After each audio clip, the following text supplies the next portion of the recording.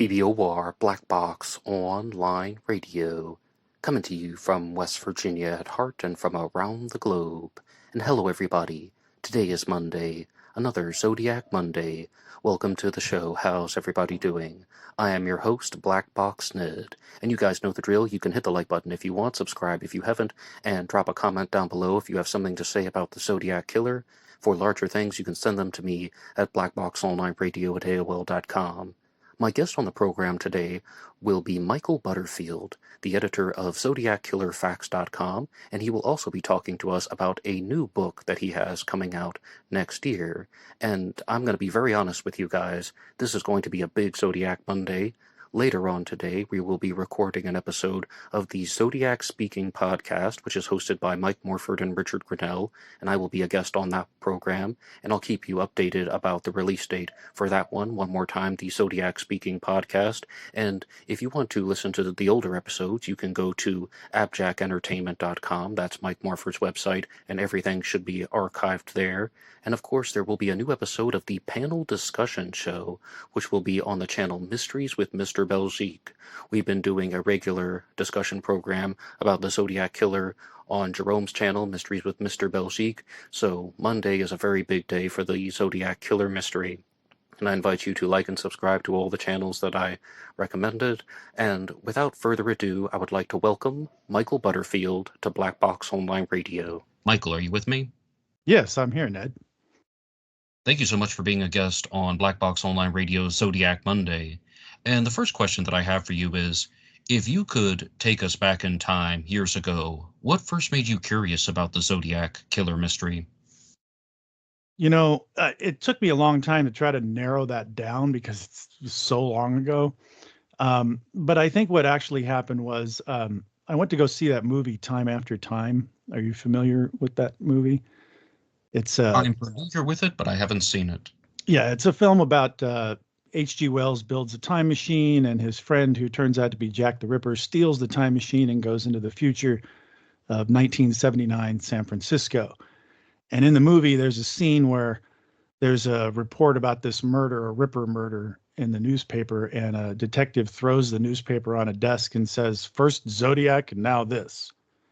And I think that's kind of what piqued my interest, although I did have a neighbor who was a homicide detective here in Phoenix, Arizona, who was involved in some of the major cases in Phoenix true crime history.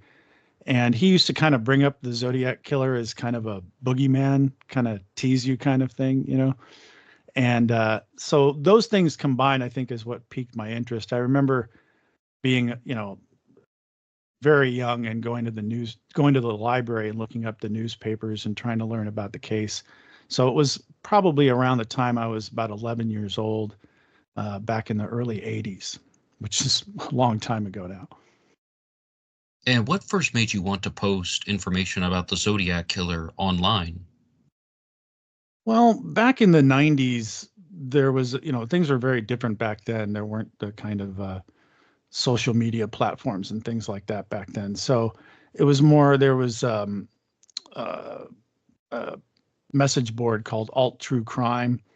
And there was a lot of discussion about Zodiac on there. And I had started to do some research on my own during the 90s. And, there was a lot of misinformation online. And I was trying to address that and look into it. And I was still learning a lot myself, too. So it was kind of a place to express yourself and learn about the case and share what you knew with others. And would you like to provide an introduction to the Zodiac Killer for the listeners of Black Box Online Radio? Wow, I think your listeners are pretty well informed about it by now.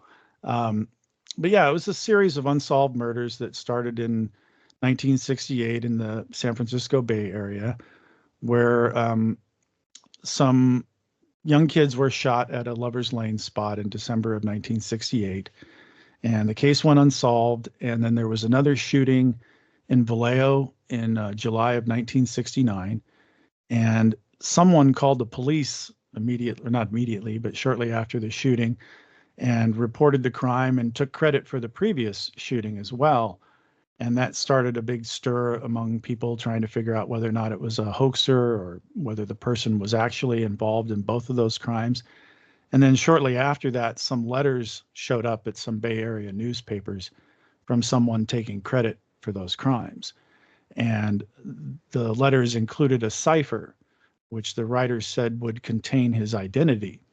And so uh, that caused quite a stir. And then there was another attack at Lake Berryessa in September of 1969 by a man who was wearing a strange hooded costume with a crossed circle on the chest, which was the symbol that the writer had used in the letters. And the person who wrote those letters called himself the Zodiac. And the letters, became an integral part of the case, especially after the last known murder in October of 1969, which was the murder of a cab driver named Paul Stein in an upscale neighborhood of San Francisco called Presidio Heights. That was the last known murder, although the killer appeared, or I should say, although the writer appeared to claim credit for other murders, but they were never able to definitively link him to anything else.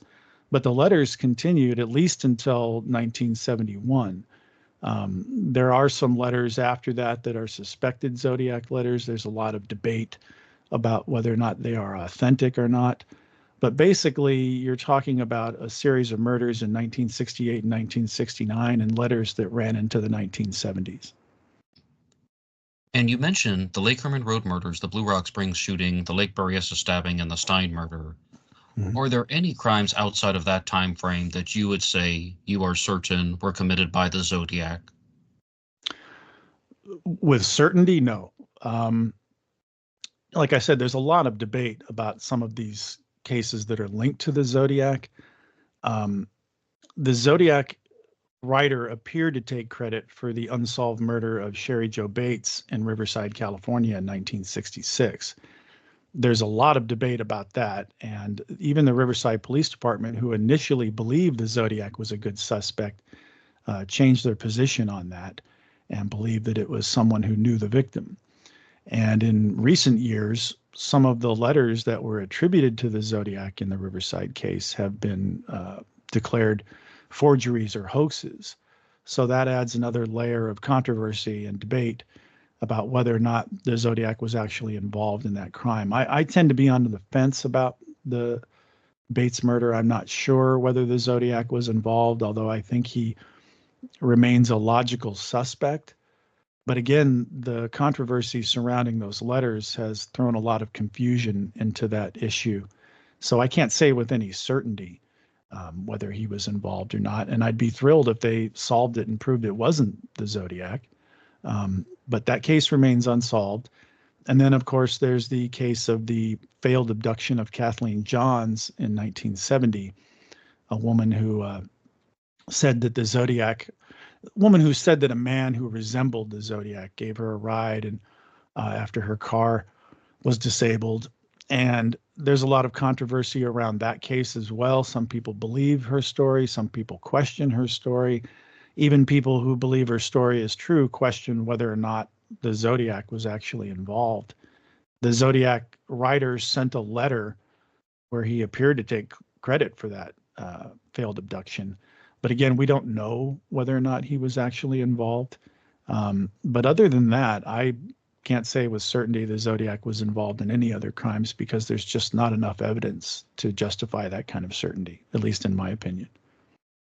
I'm really glad that you clarified because I've followed ZodiacKillerFacts.com for a number of years now, and I thought that you were going to say the murder of Sherry Jo Bates and the abduction of Kathleen Johns were both confirmed Zodiac crimes. Did you have a stronger opinion in the past that those two were Zodiac related? I've kind of always been on the fence about Kathleen Johns, although it seems like a logical conclusion that it may have been the Zodiac. There are reasons to question that. With the Bates case, yes, I have to say my opinion was much stronger in the past about that.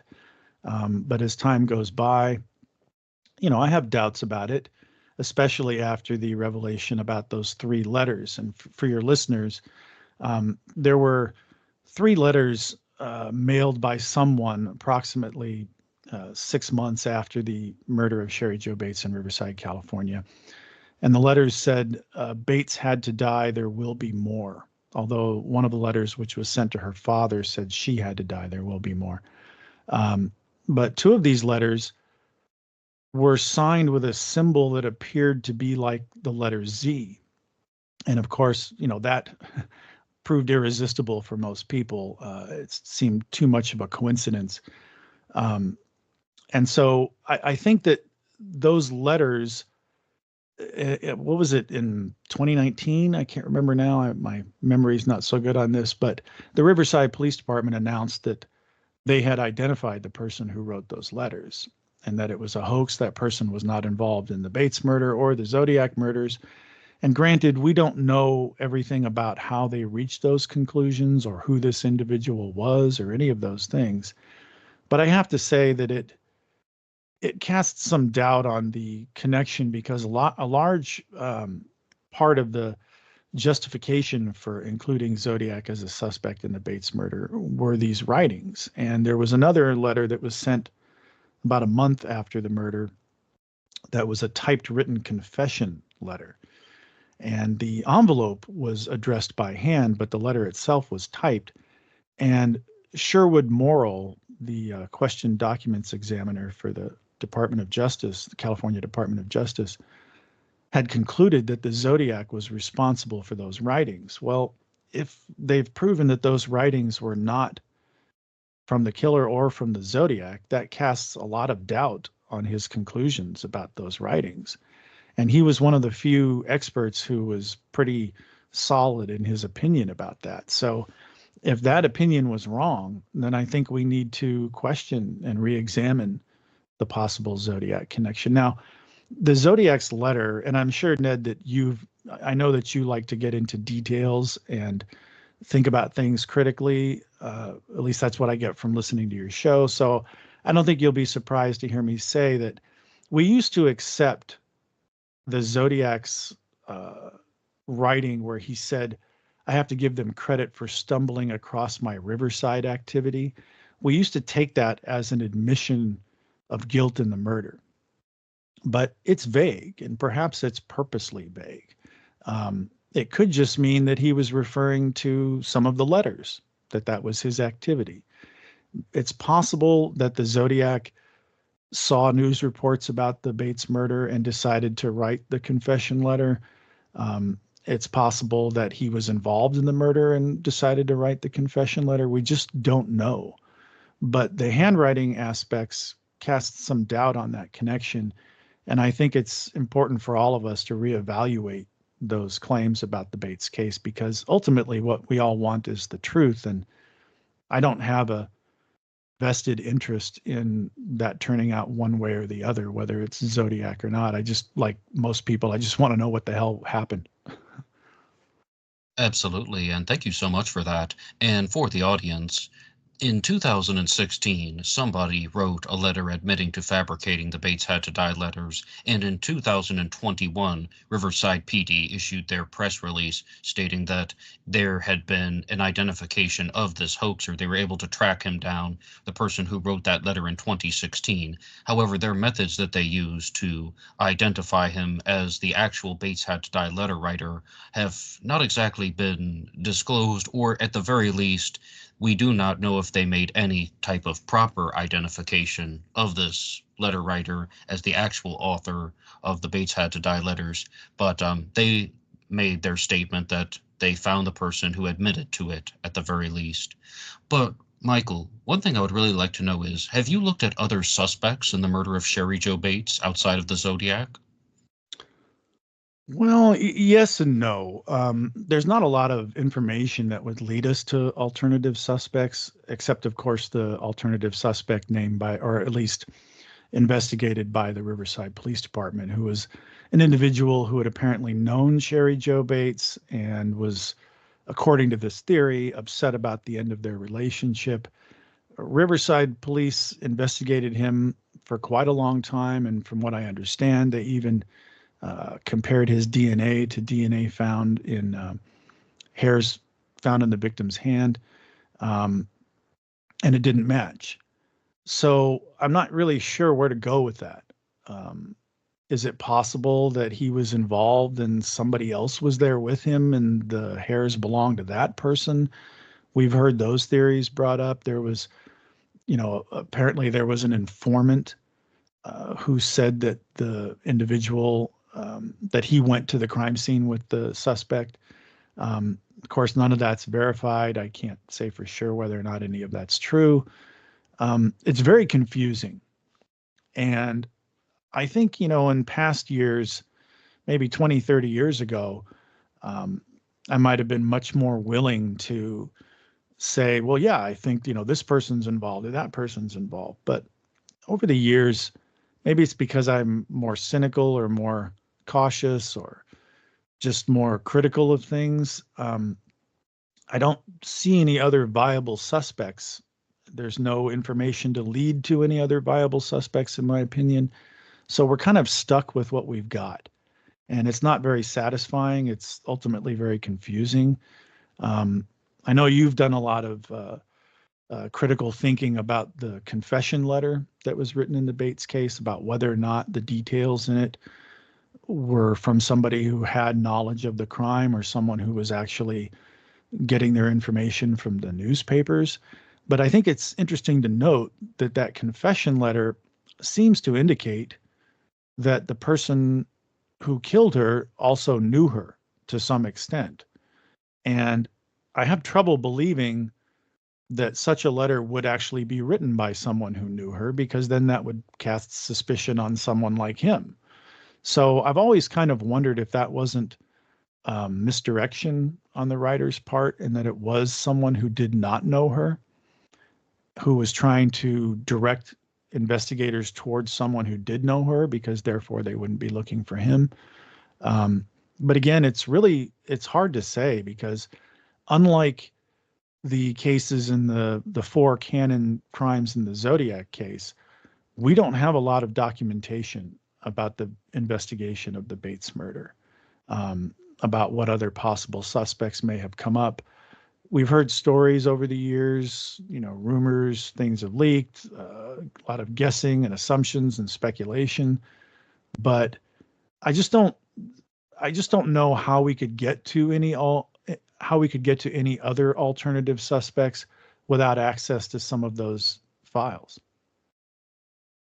And I would like to remind everybody that I'm talking to Michael Butterfield of ZodiacKillerFacts.com. And if you have any ideas for future episodes of Zodiac Monday, you can put them in the comments section down below. You can also hit the like button and subscribe. It really helps out the channel. And this program is available for free downloads on Spotify or anywhere you get your podcasts under the name Black Box True Crime or Black Box Podcasts. And a great way to support all of these efforts is by going through some of the links in the description box. One of them is for buymeacoffee.com. Buymeacoffee.com/blackboxned88 allows you to make a donation or contribution to help support the show, and anybody who makes a donation will get a shout out on Zodiac Monday.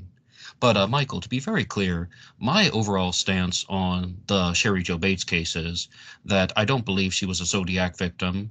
I think the real killer wrote the Riverside Confession. I think the desktop poem was a hoax, and I think the three Bates had to die letters were hoaxes. Mhm. And we haven't talked about the desktop poem yet. Do you have any comments about the desktop poem that was discovered in December of 1966? Well, I think that that desk was part of the controversy surrounding the handwriting in the Riverside case. And there are similarities between the writing and maybe even with the language, but I tend to agree with you on that. I just don't see how um, we could make a conclusion about whether or not it was the Zodiac or the killer or anything else based on just the writing on that desk. It's not necessarily just writing on the desk. It's, more like you would say etching or something like that. Um, but, you know, I could be wrong. So, um, like I said, I'm kind of on the fence about a lot of those things. Would certainly be swayed by more information, but I tend to agree with you. But the desktop poem and the Bates Had to Die letters were both authenticated by Sherwood Morrill, as you stated previously. And Yes. Sherwood Morrill, as a handwriting expert, made numerous claims in the Zodiac Killer mystery. Reportedly, he also authenticated the handwriting on the car door at Lake Berryessa. And I want to ask a question that's a little bit deeper. Do we need to trust him at all? Do we need to trust handwriting analysts at all? I've had guests on the program that have talked about how they just don't think that handwriting analyses are credible. You can also read this in other books, such as The Zodiac Killer, A Brief Investigation, that openly calls out all handwriting experts. What is your take on that subject? Well, I think a lot of people know that, it's all about who's doing the examination, right? With Sherwood Morrill, I think that there's legitimate reasons to be critical of his conclusions. A lot of those opinions of his were questioned, especially his authentication of the letter that was sent in 1978, which overwhelming majority of handwriting experts concluded was forgery, but he believed it was authentic. I tend to agree with the other experts. I don't think it was a authentic Zodiac letter, although I could be wrong. But I think that and some other issues cast doubt on his conclusions. Um, Now, he could be right. I don't know. But I do know that handwriting is always going to be controversial issue because some people claim it's more of an art than a science. And so it's basically comes down to matters of opinions. Now, with the 78 letter, where you have a majority of experts who believe that it's not an authentic letter, to me, that adds some weight to it because it's not just one person. It's not just two people. It's not just three people. But they could be wrong too. Um, as far as Sherwood Morrill's conclusions about the Riverside desk and things, I think those conclusions were questioned from the very beginning. And forgive me if I'm wrong, Ned, but wasn't it um, John Shimoda who first was asked to re-examine the Zodiac letters and reevaluate Morrill's opinion on the Riverside writings, who concluded that the desk was not written by the Zodiac?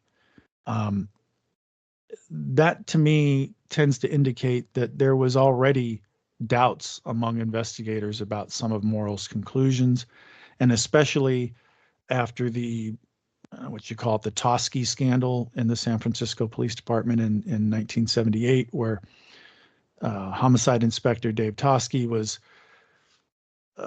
suspected of writing the newest Zodiac letter at that time. And if you look at the FBI files and things, it's clear that the San Francisco Police Department wanted a reevaluation of all of the handwriting evidence and conclusions. And in there, it seems clear to me that they had serious doubts about the Riverside connection in that way. So with the handwriting on the desk, I've seen a lot of people, do comparisons of the writing to other Zodiac writings and showing how certain letter formations look similar or some language is similar. Um, in the typed written confession letter, the words twitch and squirm are used in that. And the misspelling of the word twitch is similar to the misspelling of the same word in a Zodiac letter.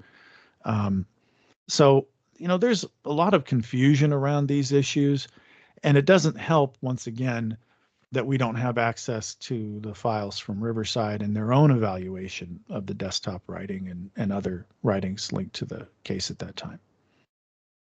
I actually had a very different question for you, but you did bring up something that is going in somewhat of a different direction because we've been talking about Riverside in 1966 and 67, but you brought up the 1978 letter, which is not a confirmed Zodiac communication, and it is highly debated as well. And I want to ask you very directly, do you believe that the 1978 letter was fabricated by Dave Toschi? Because I heard a couple things that might indicate that you're leaning that way, but what do you think? You know, if I had to answer that question, my life depended on it, I would say no. I don't think Dave Toschi did it. Um, Now, that's based on the available information that we have. So the San Francisco Police Department said that they investigated Toschi for that reason, and they concluded that he did not write the letter. There's been other information over the years that I guess casts doubt on that conclusion, or at least raises concerns about whether or not they were correct in that assessment. I've seen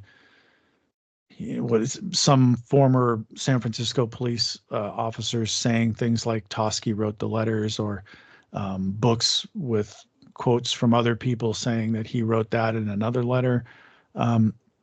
I tend to think that he didn't, but I can see why people think that he did, because unlike the previous Zodiac letters, that one named Toschi by name.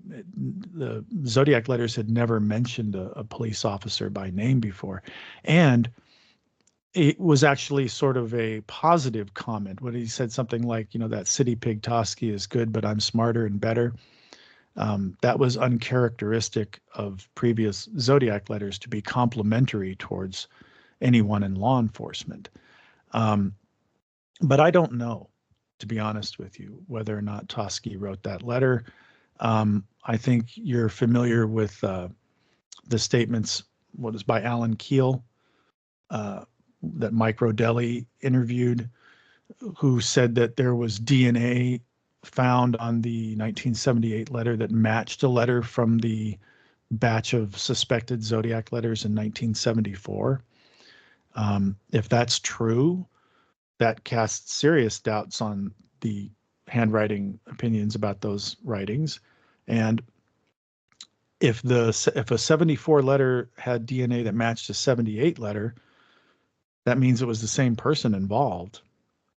And so I don't know what to make of that, other than to think that it is possible that Toschi or somebody else may have done it. But then again, it's also possible that the person who wrote that letter used Toschi's name because Toschi was in the news with the Zodiac case frequently. So he would be a natural person to name. Again, I don't know for sure what happened with that. I am of the belief that the 1978 letter is not an authentic Zodiac letter for a variety of reasons.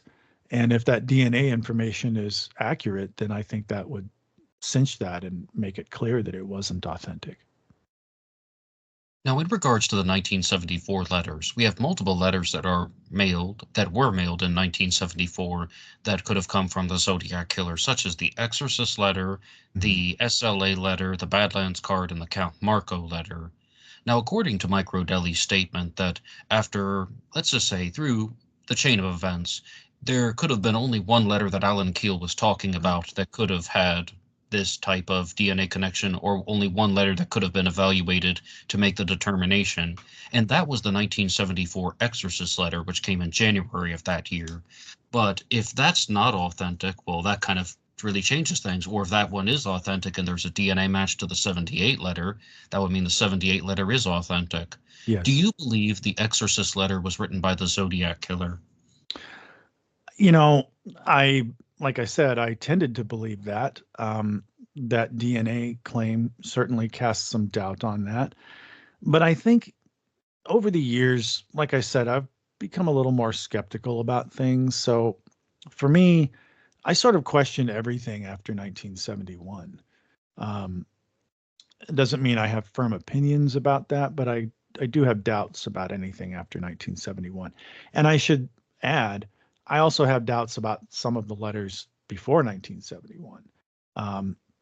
Now, when we talk about Zodiac letters, there are letters which have been accepted as part of the Zodiac writings over the years. And then there are a lot of other letters that are sort of on the sidelines that some people believe are authentic, some people believe they're not. A lot of those writings are not listed in the FBI lists of possible Zodiac letters and things like that. And then, like when you see information about DNA testing on some of the letters, you don't see those letters listed among the ones that were tested.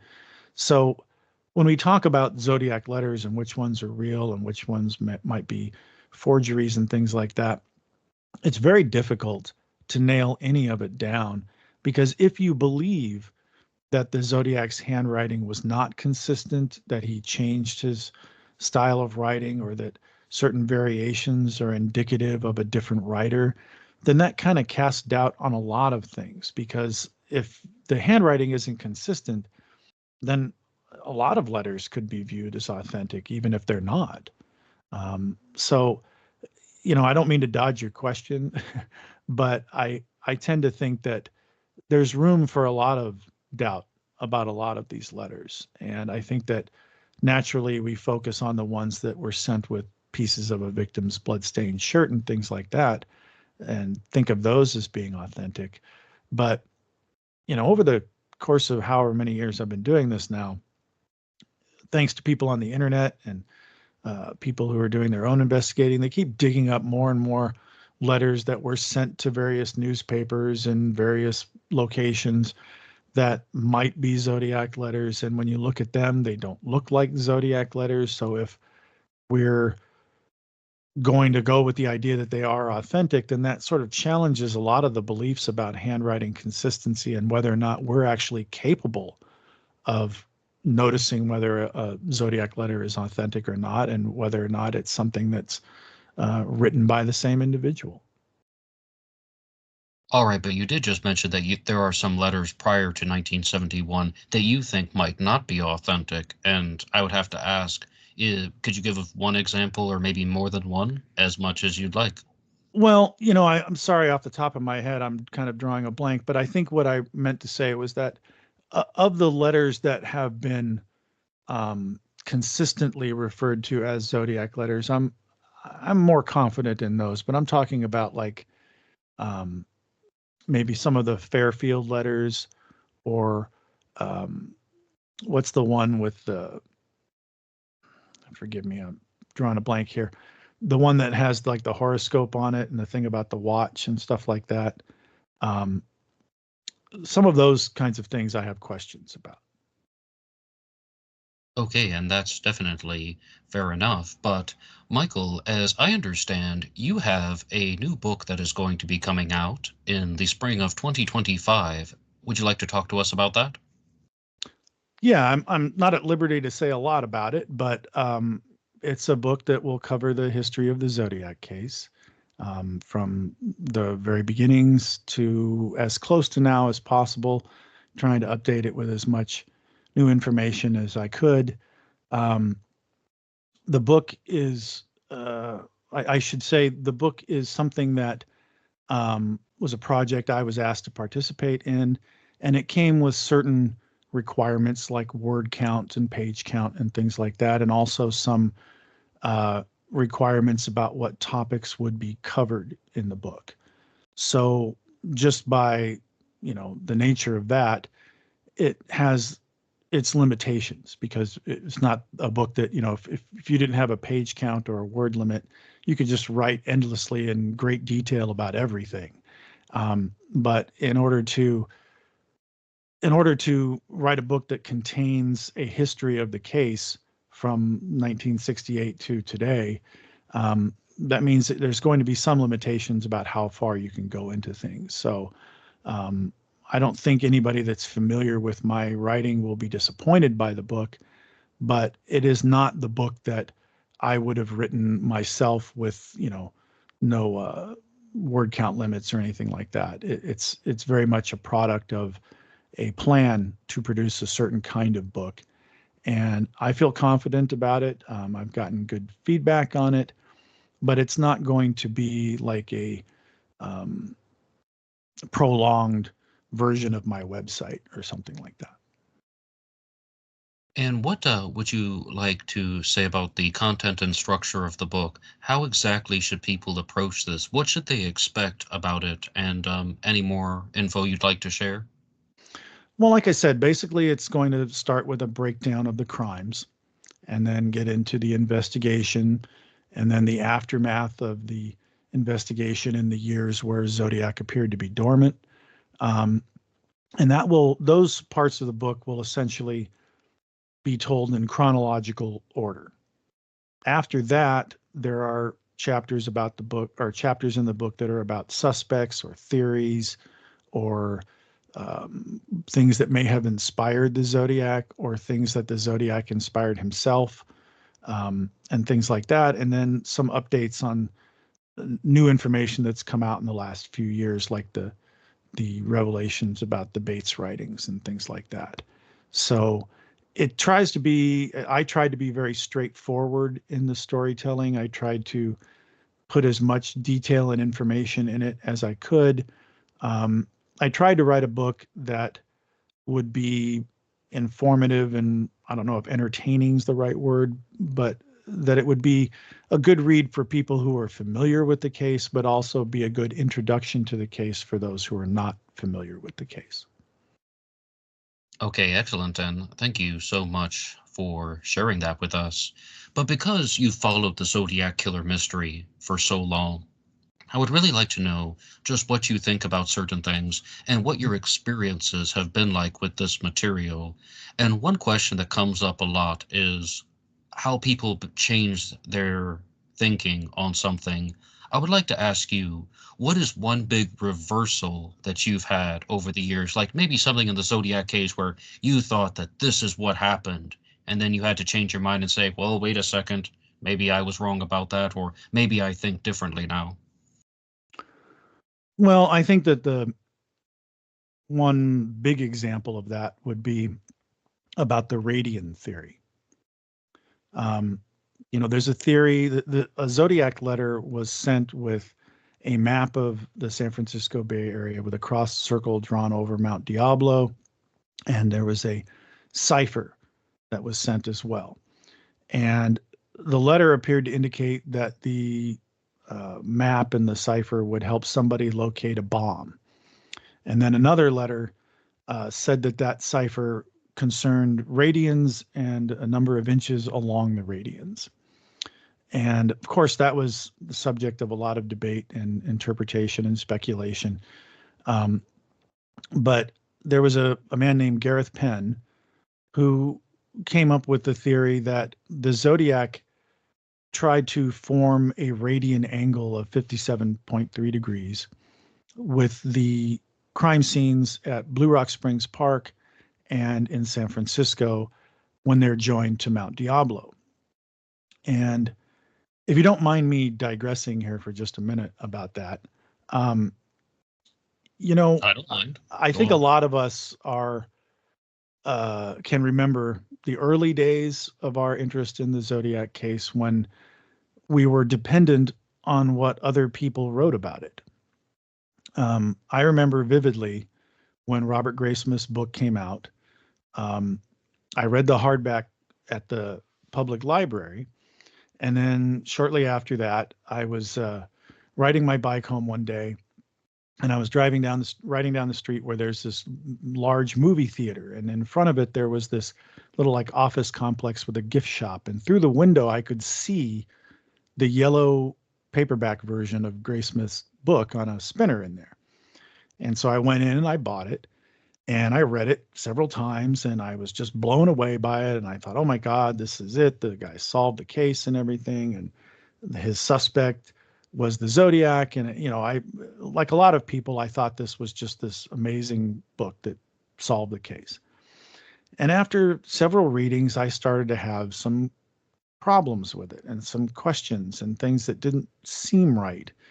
And so I started to realize that that wasn't a dependable narrative. But there wasn't a lot of information available about the case to the public other than what was in newspapers or in Graysmith's book.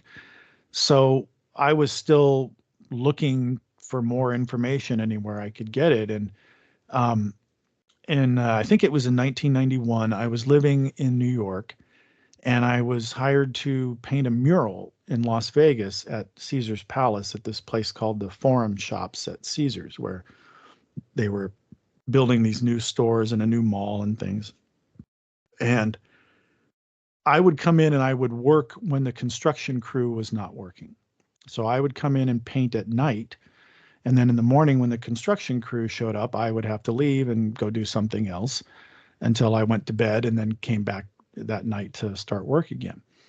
And to make a long story short, I didn't really drink or gamble. So when you're in Las Vegas and you don't do those two things, there's not a lot to do. And I ended up just kind of wandering around, and I ended up in this bookstore. And somehow I ended up talking to the employee there about the Zodiac case. And he said, well, they know who the Zodiac is. It's this Harvard professor guy. And I was like, what do you mean? I've never heard about that. And he said, well, there's a book. You could order the book and you can read it and you can find out for yourself. And he gave me this phone number and told me to call this company called Foxglove Press. And so, I was all excited, and I got back to the room where I was staying, and I called the number, and it turns out that it was Gareth Penn's phone number, because Foxglove Press was his personal vanity press. And so I ended up talking to him for quite a long time. And I ordered the book. The book showed up in the mail. I read it. And the same thing happened that happened with the Graysmith book, where I was just reading page after page. And I was like, oh my God, this is amazing. And thinking this guy might be really onto something. It could really be this guy. And one of the things in the book that sort of pushed me to the edge on that was his interpretation of the radian clues, and this idea that the Zodiac was using geometry and geography to construct some sort of angle using the crime scenes. And, I think a lot of people had the same reaction to that I did, which is like, well, that makes perfect sense. It's the only crime where the murder in San Francisco is the only crime where the killer was in a victim's vehicle and requested them to go to a specific location and then killed the person there. That seemed to fall right in line with this idea that the Zodiac needed somebody at that specific location in order to create this radian. So I thought that was a logical explanation of that. I thought it was a compelling theory. And then, of course, Penn had all these other things in the book that followed in the same vein, where his interpretations of things using binary Morse code and numbers and all these kinds of things. So I think that I had this moment where I accepted what Gareth Penn was saying, and then that sort of colored my beliefs from there. Now, it didn't last very long. I started to question his claims about the case and about his suspect and things, and eventually decided that I didn't believe in his overall theory, and I didn't believe his suspect was the Zodiac. But the radian part of it, I still was attached to. And I found it difficult to let go of that. And I think part of the reason for that was that, first of all, it seemed to make sense to me. So I had trouble letting go of that idea. But it was also, I think, something that happens to a lot of us when we're confronted with information that contradicts what we believe. And I think we've talked about this already with, the Bates case and those writings and things. And the last time we talked about this, I think you had asked me about that. And I said, we have to reevaluate things. Well, sometimes it's not as easy to do that as it sounds, because our opinions are entrenched and we don't like to admit. It's not so much that I didn't want to admit that I was wrong, because I'm happy to admit when I'm wrong. But it comes down more to the idea that you think that you know something about the Zodiac and that these things make sense to you.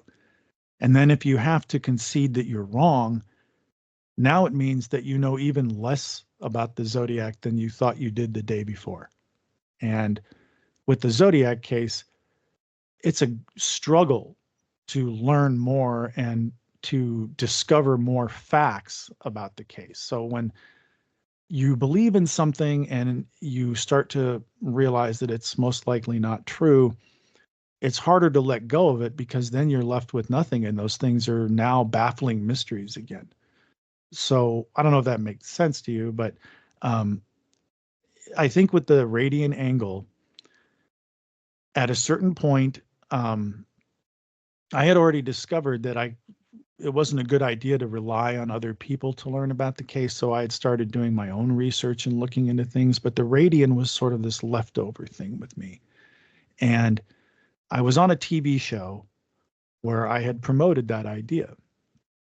And shortly after that, I started to have some questions about it. And instead of doing what I think was the right thing to do at that time, which was to go ahead and concede that there were issues and that I was probably wrong about it, instead I tried to look at it from the point of view, well, this is the most logical explanation, so there has to be some way that this is still true. So I tried to find ways to um, explain the problems with it. Um, and I wrote that up in an article years ago. And I think I was just, I was stuck in this pattern with that. And after some years passed, I had a theory about something and I decided to sort of look into it again, but this time more thoroughly, trying to get the most accurate maps I could, US Geological Survey maps and things like that. And I have to say that after a short period of time, it just became clear to me that it wasn't adding up, that the reasons that I had come up with to try to justify why it could still be true just weren't holding up anymore. So I was forced to concede that, first of all, the angle formed by those crime scenes was not a radian angle. And even if you wanted to argue, like I had done previously, that there could be reasons why the Zodiac could have made that mistake and still intended to make a radian and things like that, they just didn't hold up. And so I finally just said, you know what? I'm wrong about this. And I wrote an article about it, and I had run it by some people who were familiar with the radian theory and even people who believed in it too. And the consensus was, yeah, I think this is wrong. And so I had to change my opinion. And that's not always an easy thing to admit, but I felt like it was the right thing to do. And I feel like I learned a valuable lesson from those early years of not relying on other people to tell you facts about the case, to try to learn on your own. And once I started really committing to that, a lot of these things that I had clung to in the early years just fell away. All right, Michael, thank you so much for that, though. But one of the key reasons why people discuss radians and inches along the radians is somewhat twofold. One is that they want to try and find the location of the Zodiac Killer's bomb that he claimed to Mhm. detonate, or that he wanted to detonate, rather. And the other one relates to solving the Zodiac C32 cipher. Now, those Yeah. two things go hand in hand. They are definitely interlocking. But firstly, I would like to ask you, do you think the Zodiac was telling the truth when he said he was going to detonate a bomb and he had this bomb that was either buried or he also had the bus bomb? Do you think that the bomb was real? Again, I don't know, but at the end of the day, when I have to stop and come up with an answer to your question, um, my answer would be no. And the reason for that is there's several reasons for that, but one of them is that the Zodiac had already made threats about things that he didn't do. When he sent the letter after the murder of the cab driver in San Francisco, he said that he was going to open fire on a school bus and shoot the children as they came bouncing out of the bus. And then after that was reported in the media and police were assigned to protect bus routes, and it created all this terror and fear. Then he wrote back and said, if you think I'm going to take on a bus the way that I said I did, you deserve to have holes in your head. And then he started with these bomb threats. Um, I tend to think that the bomb threat and the code and the cipher may have been another example of busy work on the Zodiac's part, although I tend to think that the Zodiac ciphers are actual ciphers, that they do contain information. So I don't think that he just faked up a cipher and sent this map and stuff um, as all part of a hoax or an empty threat. Um, but I don't tend to believe that there was ever actually any bomb. As you know, he sent other letters with diagrams of bombs and showing how they would be set up and how a bus would trigger the bomb and things like that. And I guess I'm just too skeptical of him to believe that he actually spent all that time doing that, that he planted bombs, that he ever intended anybody to find them. I tend to think, and again, this is my opinion, I could be wrong about this, but I tend to think that Gareth Penn's initial premise was probably true in the sense that the Zodiac was doing something with geography and geometry. And that map is a clue to what he's doing.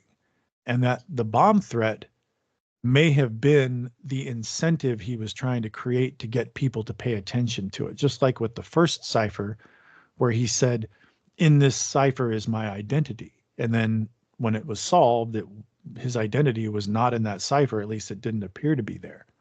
So I think he was using that as an incentive to get people to actually try to solve the cipher. With the bus bomb letter and cipher, I think we could be in a similar situation there, where he wants people to pay attention to this and to find whatever it is that he's intending with it. But he knows that he needs to do something to motivate people and to make it an urgent task for them. So he's trying to create the incentive by scaring people. You need to find this bomb, so examine this. But I tend to think that the bomb wasn't real. I could be wrong about that, of course, and I don't have any vested interest in either interpretation of that material. But after the Zodiac's 340 cipher was solved in December of 2020, a lot of people, before that, a lot of people thought that that was just gibberish because it had gone unsolved for so long. But when they did solve it and they discovered that not only was there a message, a coherent message inside that cipher, but that the cipher had been constructed in such a way as to thwart previous efforts to solve it, because people tended to believe it was similar to the first cipher, the 408 cipher, because they looked similar, they're constructed in similar ways. I tend to think that those ciphers are authentic. I don't think they're busy work in the sense that they're a hoax or that they're just, BS. I think that the Zodiac was doing something there, and that in those ciphers is some kind of information. What information? I don't know. Well, that's a very fair answer. And I mean, it's very difficult to find out the solutions to the Z32 and the Z13 because they have such few amounts of characters. And I think I was of a similar mindset to you, where I mean, I was one of the people that you talked about who may have thought that the C340 was gibberish. I mean, I was on the fence with that for so long. It was like the first cipher was solved so easily. We have these other three ciphers that have not been solved easily. They could all be duds. Then all of a sudden, David Oranchak and the team made this amazing revelation in 2020. But there is one code that we have not quite talked about yet. And the final line of the 408 cipher is often referred to as the Z18, and it's just a series of letters that does not appear to have a precise meaning. Do you have any observations or comments about the Z18 code? You know, I'm sure you've read the original police reports from Vallejo, where they're detailing all the proposed solutions sent in by citizens, where they're saying things like, the 18 letters spell out Robert Emmett the hippie, or before I meet them, I pity them, or Of all kinds course. of things like that. And I think, unfortunately, because it's so short and because it's just appears to be a jumble of letters, anybody can read anything into it. And it's difficult to discern which proposed solutions could be true and which ones are not, because as David Oranchak's pointed out many times, the fewer characters that there are, the harder it is to notice patterns. And patterns are one of the ways that people begin to unlock ciphers. So basically, a lot of people look at it like it's a word jumble. And all you have to do is rearrange the letters. And if that's true, then it's really hard to say which interpretation would be accurate and which ones aren't, because you could find anything in there. So with me, I tend to believe that it's most likely just filler to fill out the block of cipher symbols, but I could be wrong about that. What I do know is that I don't find any of the arguments that have been made over the years compelling about what those 18 characters actually represent. Now, there could be some interpretation out there that I haven't heard before, and when I heard it, I'd be like, oh, yeah, that makes perfect sense. But up until now, I haven't seen anything that I find compelling or convincing. That doesn't mean that I'm right. I could be wrong about that. But I tend to think that it was most likely just filler, and that if there is something to it, I don't think it's going to be as simple as just rearranging the letters and finding a name or a semi-coherent sentence. Well, thank you so much for that. And Michael, the last time we had the opportunity to talk was about 3 years ago on the Zodiac Killer channel. But a big discovery has been made since then, and that is the identification of Donna Lass's remains. Donna Oh, yeah. Lass's remains were actually discovered in 1986, Mhm. and that was after 16 years of being missing. But do you have any comments about the disappearance of Donna Lass? Anything in response to the development from last year, or just anything to share overall? Well, the last case was one of the things that I tried to include in the book with the most up-to-date information about it because, as you said, it is one of the few real answers we've gotten about anything over the years. But unfortunately, it doesn't really answer the main questions that we have, such as what happened to her. They found her skull, but they did not find her body. The skull did not reveal how.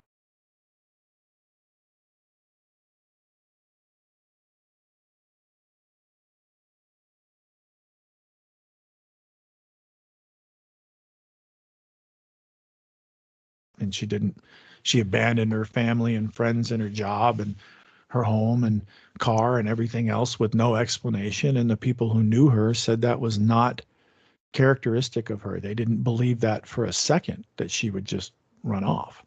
So I think we have to believe that she was killed. And if she was killed, she was most likely abducted. By whom, I do not know. Um, I tend to believe that she's not a victim of the Zodiac, but that's based largely on just an absence of any information. I know a lot of people like to view that Zodiac postcard sent in 1971 that had the um, cut and paste letters all over it that said peek through the pines and past Lake Tahoe areas and things like that, and sought victim 12 as references to Donna Lass. And they could be right about that. I don't know for sure. But my gut tells me that it probably has nothing to do with the Zodiac case.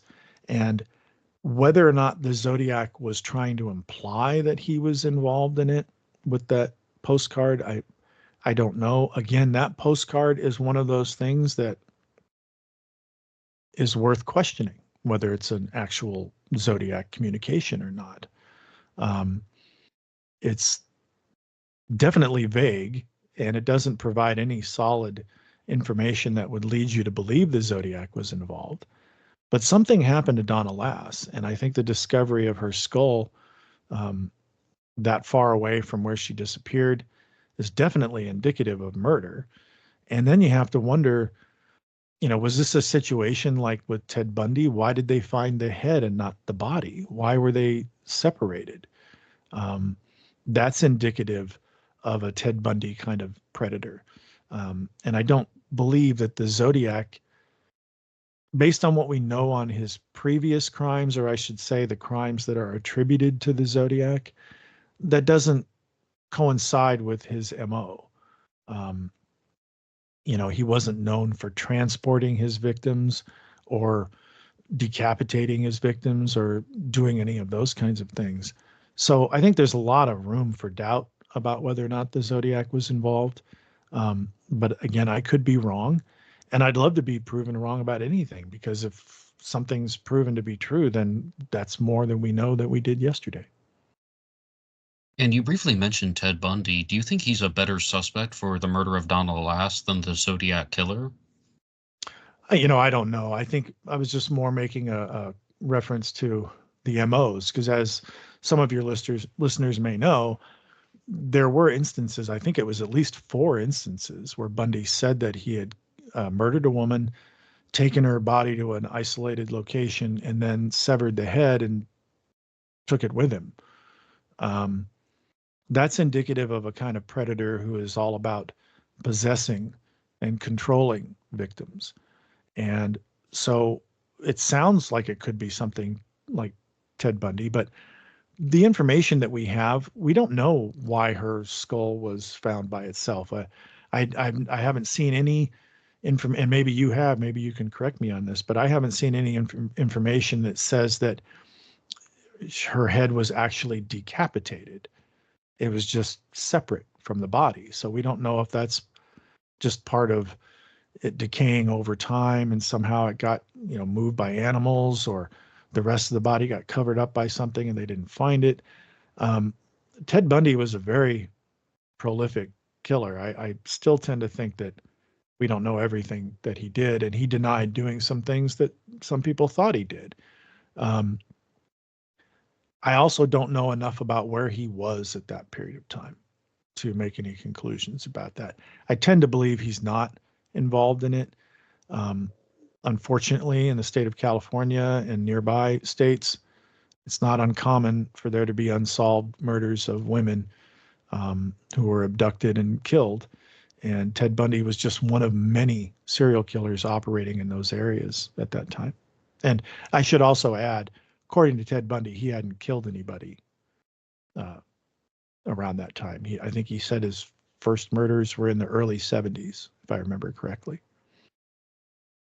Yes, and I do have a standalone episode about Ted Bundy as a suspect in the murder of Donna Lass. And somebody also encouraged me once to look at Rodney Alcala as the serial killer who was known as the dating game killer as a suspect in the murder of Donna Lass. I have Mhm. standalone episodes about both of those subjects here on Black Box Online Radio, and I invite everybody to check them out. But Michael, there is one thing that I would be really curious about, and that is this might require a little bit of thought. But what exactly would you say is one opinion, belief, or observation you have about the Zodiac Killer mystery that you feel is quite different than the majority of researchers and sleuths? Maybe something that you think about the case that you stand by to this day that you think is not widely accepted? Or, I mean, is there anything that would come to mind for that? Wow, that's a tough one. Um, I think maybe a quick answer, short answer would be that I'm probably a lot more skeptical of suspected Zodiac communications than some other people are. Um, but I think that's just part of my nature about being skeptical about things. Um, I see some things online sometimes where people are saying that certain letters must be authentic for this reason or that reason. And I tend to disagree with them sometimes. There are other times when I think they make compelling arguments. But another thing that I'm very skeptical about is the Zodiac's kill count or his box scores. The Zodiac would write um, a crossed circle and then a certain number and then SFPD 0, and people interpreted that as a box score claiming victims. And I'm not necessarily sure I'm convinced that that was the intention behind those numbers. I think it's clear that that's what he wanted people to think about it, but there could be some other explanation for those letters, especially, excuse me, when you take into account the fact that we can't account for the number of victims that he appeared to be claiming. I'm also very skeptical of connections made between the Zodiac and other unsolved crimes. Um, my gut tells me that it's difficult to believe he started killing at Lake Herman Road because just of the pure viciousness of that murder, of those two murders, um, shooting a young teenage boy in the head at point blank range, and then, firing 5 shots into a girl as she's running away. That seems a little cold blooded for me to accept as somebody's first outing. So I have trouble believing that it started there.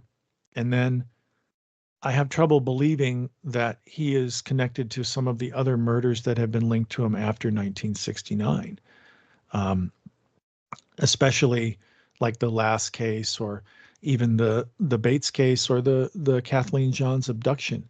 But certainly, I'm very skeptical about connections to what's the guy's uh, Edward Wayne Edwards, is that his name? Yes. Um, when I see things like that, where people are, they're trying to connect the Zodiac to every crime back to the Lindbergh kidnapping, it's, I very skeptical of that kind of stuff, because I think what we tend to see are people who just look for unsolved murders that are anywhere near California during a certain time period. And if they're unsolved, the Zodiac becomes a logical suspect. And I just don't see that. I think maybe where I tend to disagree with some other people, or maybe just have different ideas, is in my opinions about who the Zodiac was and why he did what he did.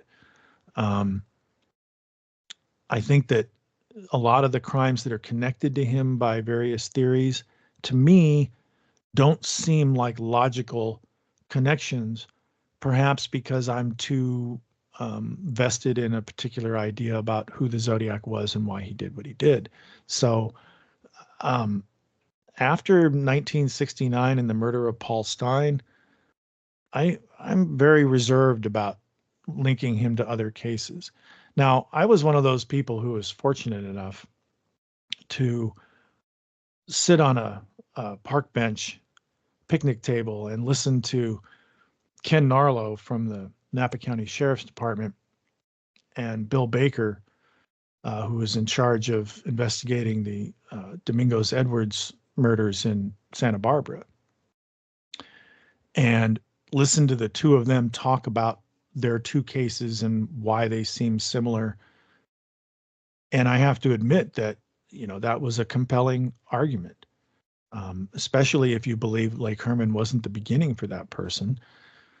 Then he had to start somewhere.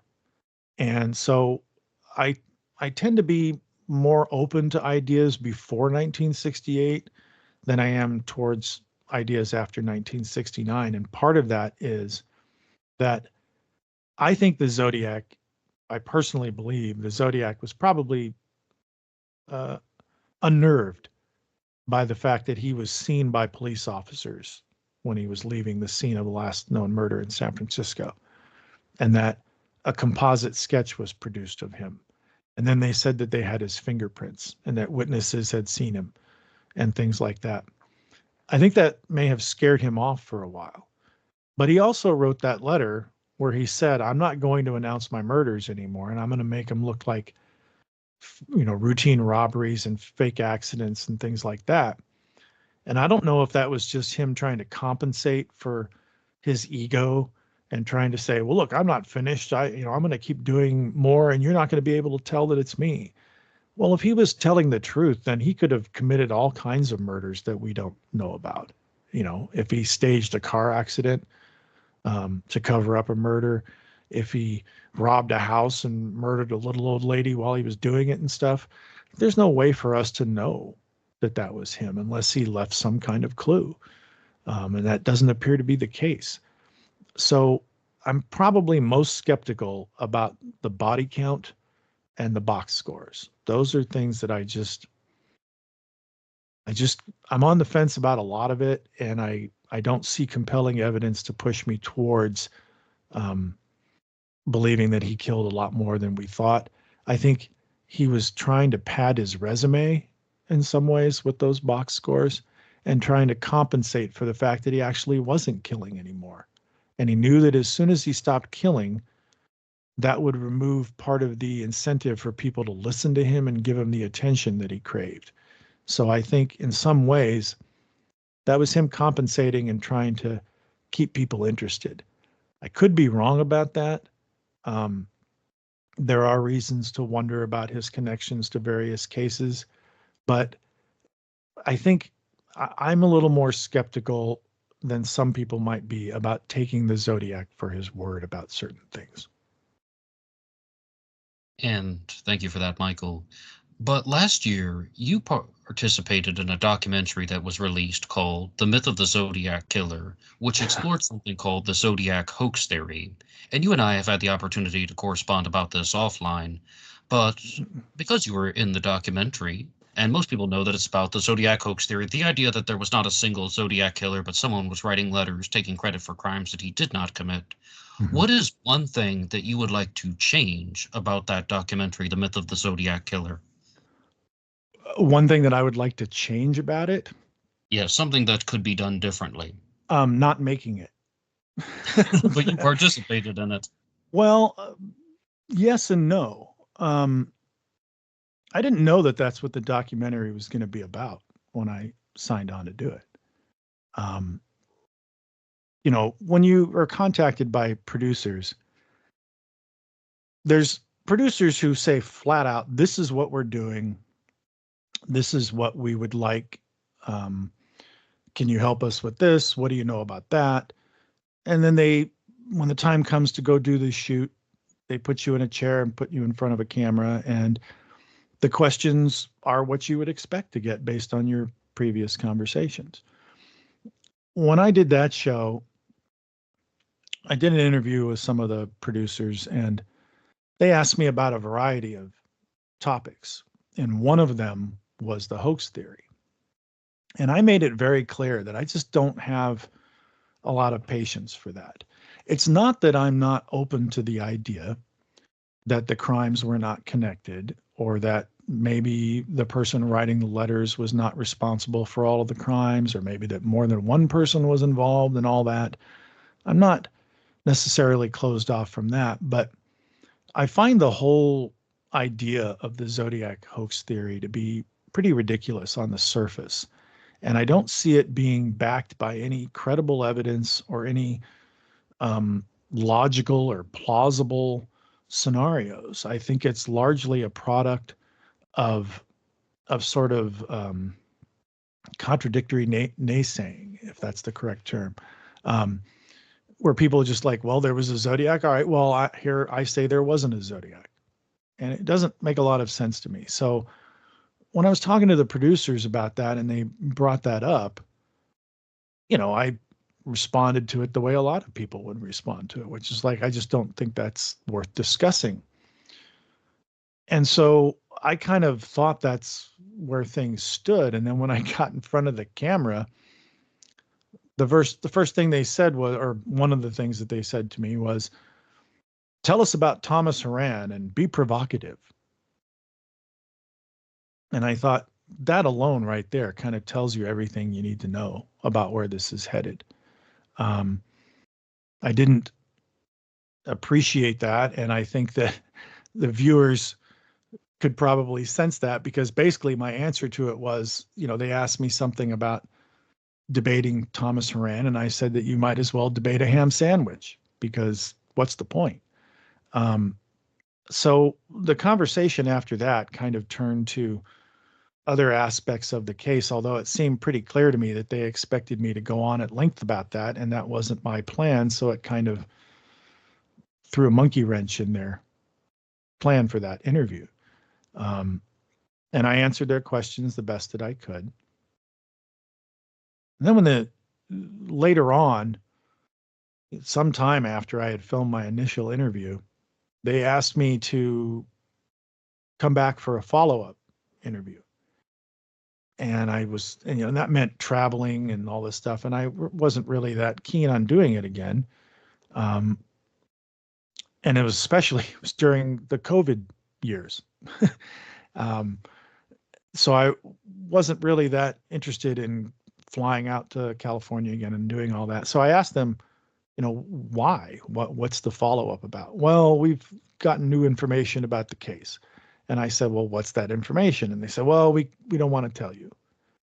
The idea was clear, that they wanted to get somebody in front of a camera and get a reaction to it.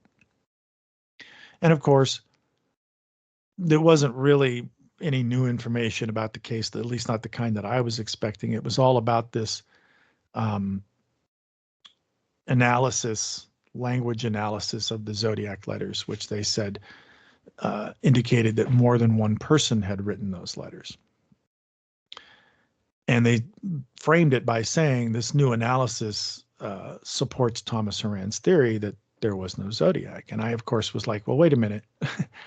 No, it doesn't, because Thomas Horan's theory was that there was no Zodiac killer, that the crimes were not connected. They were committed by different people, and that somebody who was not connected to the crimes forged some or all of the Zodiac letters. The linguistic analysis at its best was someone's maybe opinion that maybe more than one person had written the letters. I think it was essentially that the round of the first letters and then the first Zodiac letter were written by one person, and then anything after that were written by at least one other person. And I had to point out that that doesn't support the no Zodiac theory. At best, all it tells us is that maybe more than one person was involved in writing the letters. And I listened to what they had to say, and I said, if that analysis is correct, then more than one person was probably involved in writing the letters. But I don't know that that's true, especially when you take into account the fact that we already knew that the Zodiac letters were written by two different people, because some of the Zodiac letters contain quotes from the Gilbert and Sullivan musical, The Mikado. So how did that play into their analysis? Did they know that? Did they know that there's at least, 300 something words out of the 1,100 or however many, I can't remember off the top of my head now, however many words are in the suspected Zodiac letters? Did they know that some of it was written by Gilbert and Sullivan for that musical? That doesn't appear to have been taken into account. So my whole take on that show, especially once you watch the show and see how they presented their so-called evidence in that show, which wasn't evidence of any kind, I think it was one of the most irresponsible things I've ever seen in my life. And at the end of the show, of course, the producer says something like, people are so entrenched in their opinions that they won't budge even when solid evidence is presented to them. And while they're saying that, they're flashing images of me and Duffy Jennings from the Chronicle newspaper and other people involved in the case, as if we were all unwilling to accept solid evidence, when I know for a fact nobody ever presented me any solid evidence that the Zodiac was a hoax.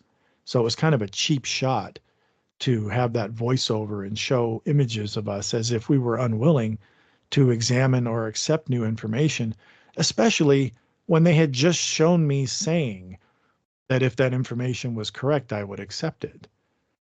So to me, that show, if I could change something about it, I wouldn't have made it. And if I couldn't do that, I wouldn't have participated in it. Now, I do think it's funny, and you know this already, but after the show aired, there was a lot of discussion about it on Facebook. And in one of the Zodiac groups that I'm a member of, somebody posted a question asking if this show was any good. And I responded by saying that it was pure drivel. And the producer of the Myth series responded to my comment by saying something to the effect of, well, I thought you came across pretty good as the voice of reason, which is a very strange thing to say after you just made that show, because I was one of those voices saying that the entire premise of the show was nonsense. So if he viewed it as the voice of reason, that's kind of confusing, isn't it? So overall, I think it was a very irresponsible piece of documentary filmmaking. But then again, that's sort of the trend, isn't it? I mean, it reminded me a lot of the kinds of things that Geraldo Rivera did back in the 80s and 90s. Very irresponsible, sensational reporting. And I think I mentioned this before, but Geraldo Rivera made a big splash back then, doing this big 2-hour episode about the opening of Al Capone's vault. And there was supposed to be, they were going to reveal all this amazing stuff. And he led the audience along for 2 hours. And then at the end of the show, when they opened the vault, there was nothing in it. It was a big nothing burger, as they say. And some people commented that he started this new trend called, I think they referred to it as the no news trend, where instead of making documentaries based on facts that reveal actual information and address actual issues and subjects, instead you can now just make pseudo entertainment by pretending that you're doing investigative reporting, even if you're not, even if it leads to nothing in the end. So I think that Myth series was very reminiscent of that kind of thing. And I can't tell you how many times I get emails from people who have watched that show who are just like, what the hell was that? You know? So yeah, if I could change something about it, I would rather they didn't make it, or I wouldn't participate in it. I think it was kind of some cheap shots at us, the people who appeared in this show. But I also think that some of the allegations, or at least implications of what people were saying on it, were pretty irresponsible. Like this idea that, well, we've identified somebody who could have been considered a possible suspect in one of these crimes, and therefore that means the Zodiac didn't do it. As if that's sufficient to just remove the Zodiac from the equation and declare it was all a hoax. And then some of the allegations that are made against specific individuals, or at least some of the allegations that are implied. How did somebody steal a piece of the cab driver's shirt? Well, it must have been this reporter. Or how was this letter done? It must have been written by this person in law enforcement, and things like that. There's no evidence to support those claims, but those claims are presented as if they're evidence, and then that so-called evidence is compiled to make this argument that there was no Zodiac killer, when in the actual analysis of those things, the series failed miserably to present that particular theory as a plausible scenario. But Michael, would you have participated in the documentary if they told you ahead of time, hey, we want you to talk about the myth of the Zodiac Killer. We want you to talk about Thomas Horn's work. You can be as critical as you want. Just kind of give us what you really think about this book and this theory. Would you have done it then? Maybe, maybe if I had sensed that they were really open to a critical point of view about all that. But I think that the intention was there from the beginning, which was to make something out of nothing, to kick up a lot of dust and make it look like there's something going on when there wasn't. And, I've been doing this for a long time. The first TV show that I appeared in was in 1999. That tells you a little bit about how old I am. But I think that there's a certain amount of irresponsible behavior that we see from this slew of documentary filmmakers who are out there trying to make something that they can sell.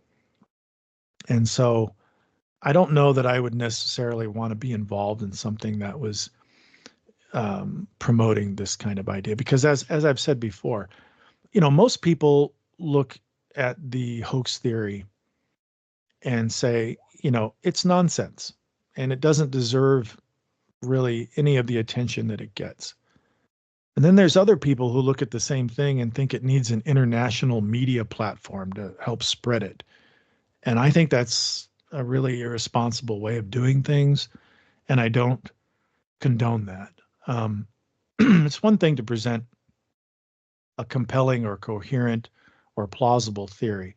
It's another thing to just throw everything at the wall and see what sticks and then try to make something out of that. I don't know if you saw the one of the other documentary series that I was in called The Truth About Jim. Oh, the HBO one? No, I did not see that one yet. Yeah. Excuse me. They contacted me and said, we have this person who believes that the Zodiac was somebody in their family, and we want to explore that, and we're open to the idea that this person could be right. We're also open to the idea this person could be wrong. We just kind of want to explore how people come to these theories and how they deal with them and how people like you deal with them. And I felt that they were very straightforward about their intentions from the very beginning. But having said that, my experiences had kind of left me a little jaded. So in the week or so leading up to my flight out to San Francisco to do that show, I found myself kind of secretly hoping that I'd get in a minor car crash or something and I wouldn't be able to go. Wow. Because I mean, I don't mean that literally. I wouldn't want to be hurt or anything, but something that would prevent me from going, because I was kind of dreading the experience of having to listen to somebody who might be a crackpot telling me all these silly reasons why they think somebody was the Zodiac.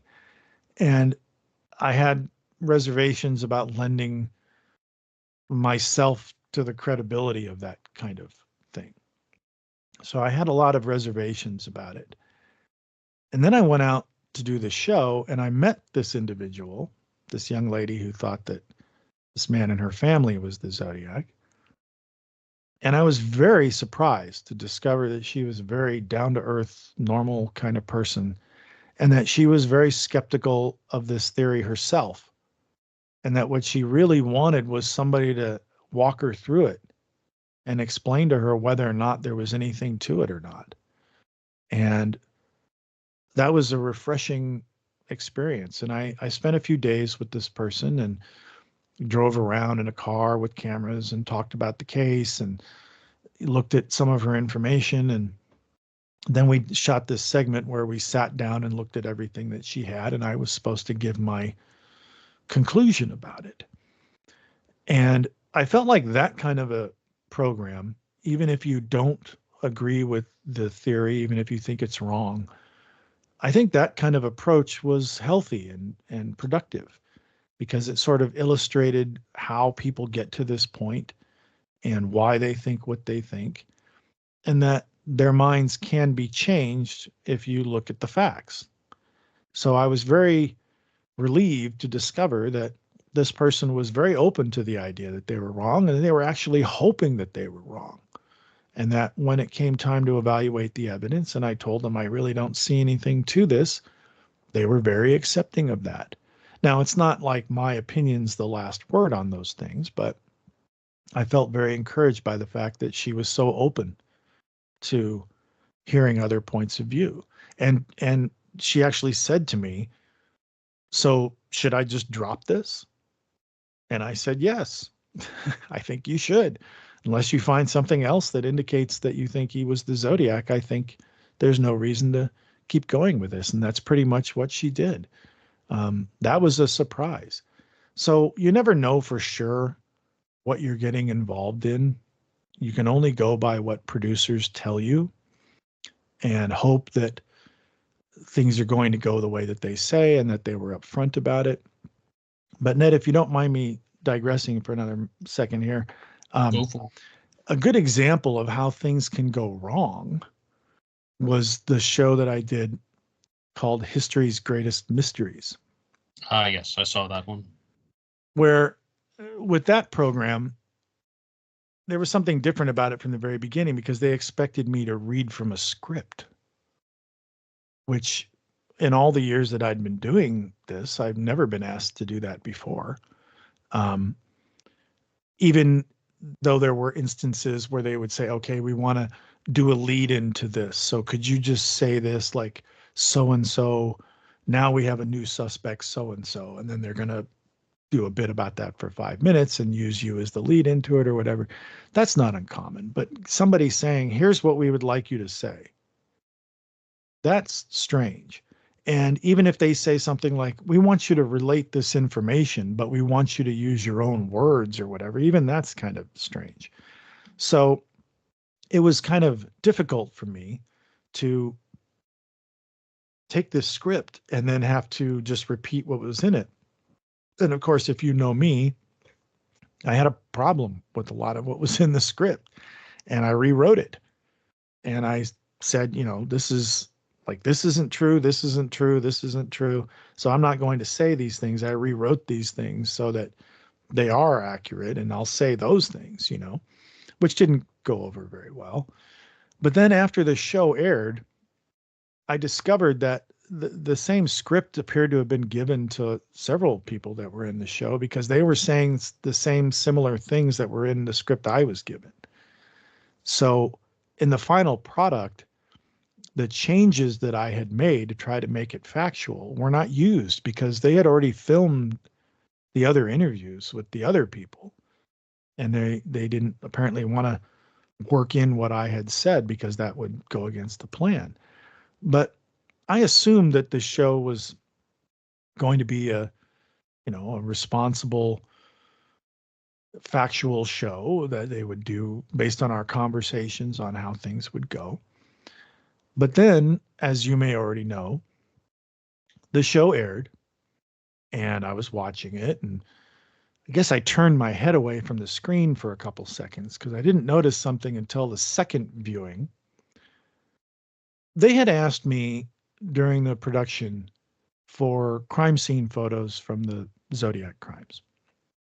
And I sent them everything that I had and referred them to other places where they could find information about it, like Tom Voigt's ZodiacKiller.com and things like that. And then they asked me why there wasn't a crime scene photo for the Blue Rock Springs attack.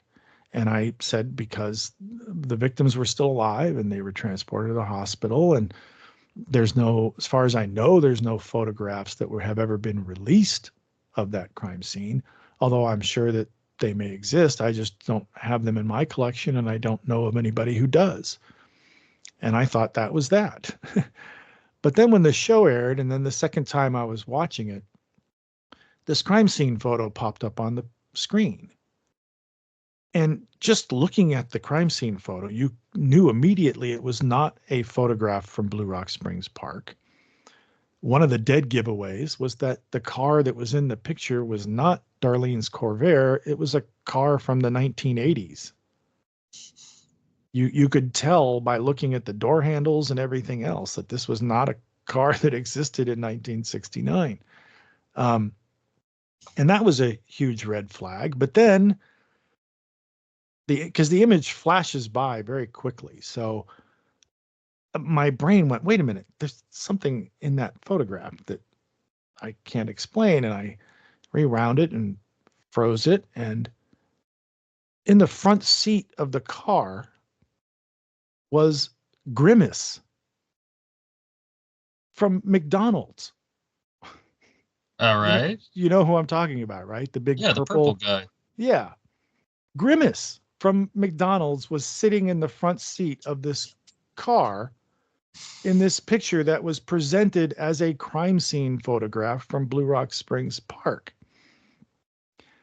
And I thought I was hallucinating or something, I couldn't wrap my brain around the idea that that could have possibly happened.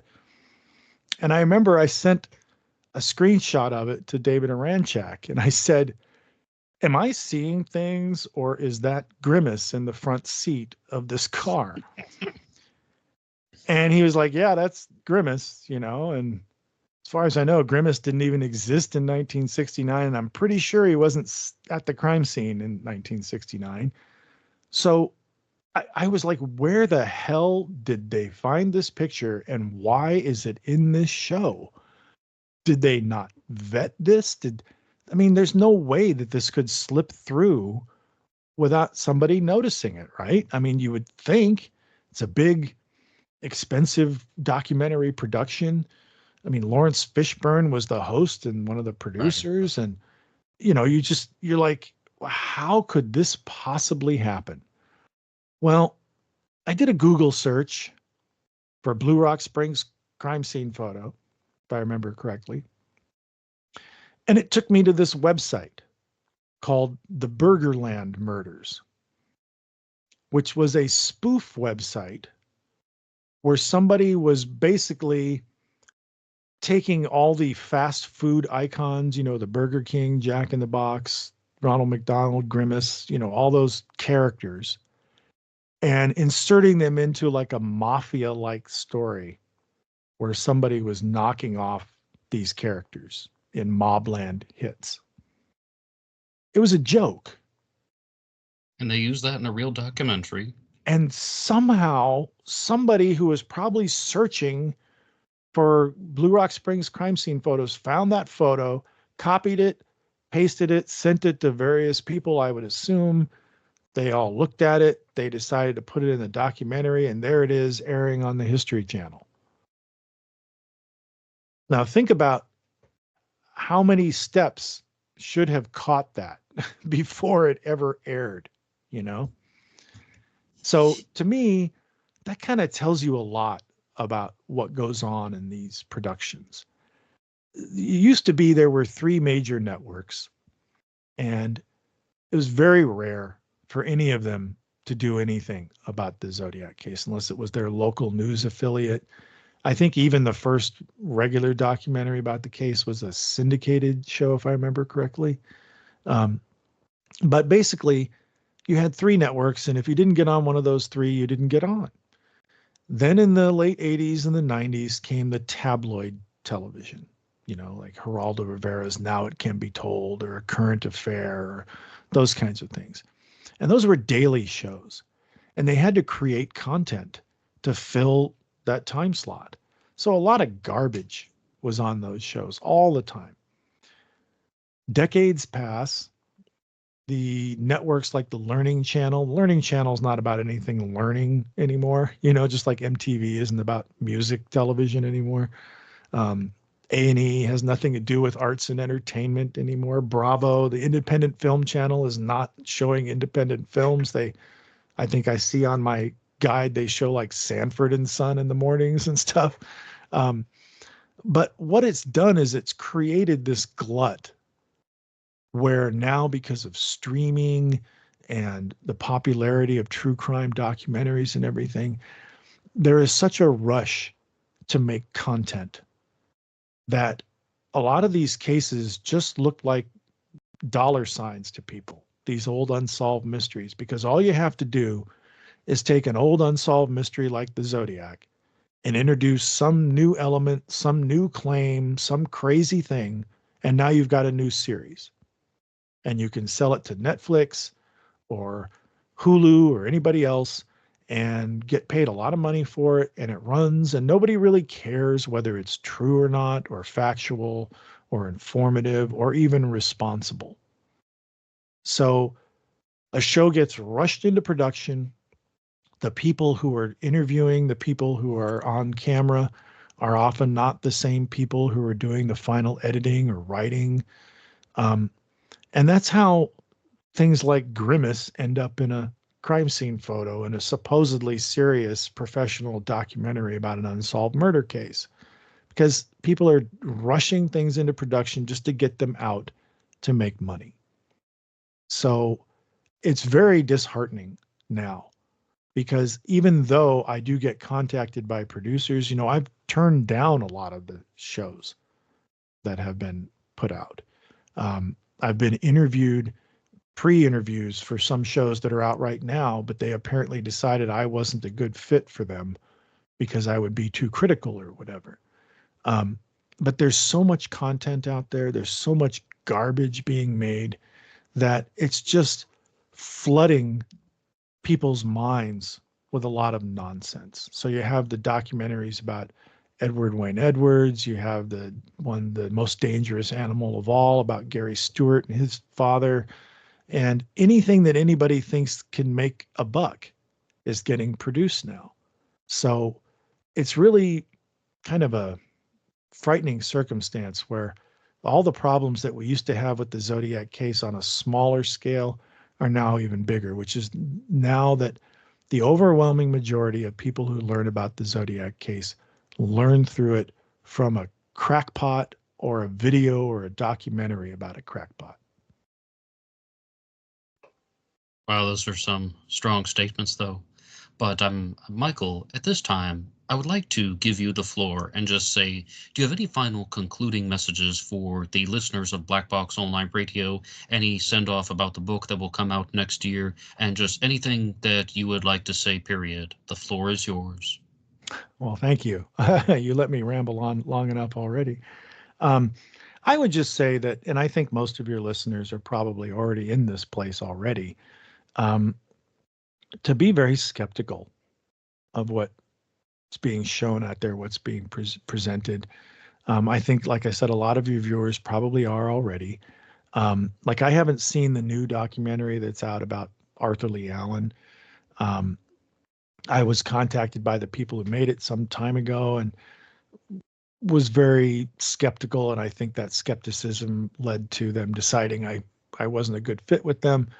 But when I see things on Reddit or Facebook or other places where people are, I just watched this documentary and now I think so and so is the Zodiac killer. Um, it's important to remember that it's not likely that the Zodiac case is going to be solved by a TV show. And it's not likely that a TV show that is designed to exploit a true crime mystery is going to be telling you all of the facts that you'd want to know about them. Just the same way that, Robert Graysmith's books aren't a reliable narrative if you're trying to learn about the Zodiac case. Granted, there's a lot of information in there that can be useful, but at the same time, a lot of it's outweighed by the falsehoods or the exaggerations or distortions or omissions that are in there. So I would hope that most people would be skeptical and watch everything with a critical eye, and even things that I say, be critical of those and try to find out for yourself. Because I think that's one of the main things that I've learned over the years, especially when we were talking about Graysmith and Gareth Penn's books, that you can't always rely on other people to tell you what you'd want to know. So be skeptical of things, and if you hear something that sounds too good to be true, look into it because it probably is. At the same time, I think we do need to be open to other people's ideas. Just like that woman that I did that show with, The Truth About Jim. I went there with an open mind and tried to listen to what she had to say, because for all I know, she could have been right. And maybe the Zodiac case will be solved someday by somebody who thinks it's their uncle or their father or brother or neighbor or somebody. Maybe it could even be solved by somebody who's viewed as a crackpot. But at the same time, we need to be skeptical about things and be scrutinous of those things, because unfortunately, that's how most people are learning about the Zodiac case now, is from watching a Netflix series or something else. And then that colors the way they look at everything else. So and to tie that into what you asked me about, if I wanted to say something about my book that's coming out, I don't think I'm going to surprise anybody by saying that my book doesn't solve the Zodiac case. It doesn't pretend to. I've never been somebody who's been attached to suspects and theories, although I try to be open to them. So the book is really designed for people who want to learn about the Zodiac case. And I hope it'll be helpful in that regard. As you said, it'll be available in May of 2025. And I think that anybody who's familiar with the kind of work that I do will hopefully be satisfied with that book. I think that there are people who are not fans of my work who probably are going to find the same kinds of problems with, or have the same issues with it that they've had about other things. I don't think it's going to change any minds of those people. But it does try to present the facts about the case and then look at some of these theories and suspects in a way that's productive and informative, instead of just putting a suspect out there and claiming to have solved the case. My book is more trying to be available to someone who may not know much about the case and wants to learn about it. And hopefully it will inspire them to go on and ask more questions and continue their own research or investigation into it. Because at the end of the day, I think you and I and the overwhelming majority of people, we want the case to be solved. regardless of who the suspect turns out to be. We would like the case to be solved. And if we can't have that, then at the very least, it would be nice if we could just know what the hell actually happened. Well, absolutely. We all hope for that. And what a nice send off. Michael Butterfield, thank you so much. Thank you, Ned. And I would like to give another big thank you to Michael Butterfield for appearing on Black Box Online Radio. This is really the second interaction that I've had with Michael Butterfield. We did an interview in 2021 for the Zodiac Killer channel's Interview with the Experts series, and other than that, we have not had any real communication. I've sent him some emails in the past, but this is definitely the second time we've had a conversation of any sorts. So I really do appreciate Michael coming on Black Box Online Radio to share things, not only about his new book, but also about the Zodiac Killer mystery as a whole. And I would like to get to your supporter shout-outs to conclude the episode. You can use buymeacoffee.com, the super thanks on YouTube, or the super chats for the live streams that come out on Tuesdays and Thursdays. True Crime Talk Radio in the morning with me, Black Box Ned. And our first one comes to us from Batman66. Batman66, thank you so much for your regular and consistent support. And we have River Prawn Pottery, another excellent and regular supporter. And now CZ Guy. CZ Guy has also become a regular and consistent supporter. You three people are absolutely amazing, and I appreciate everything that you do for Black Box Online Radio. And that will be all for me now. You guys know where to find the stuff. Black Box Online Radio on Facebook. There's a page there. My Facebook name is Ned DeHaan.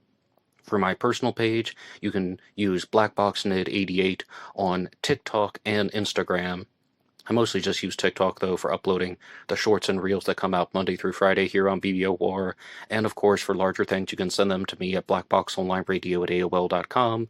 And I will see you guys on Wednesday talking about Jack the Ripper. Ripper Wednesday, of course. So, until then, goodbye.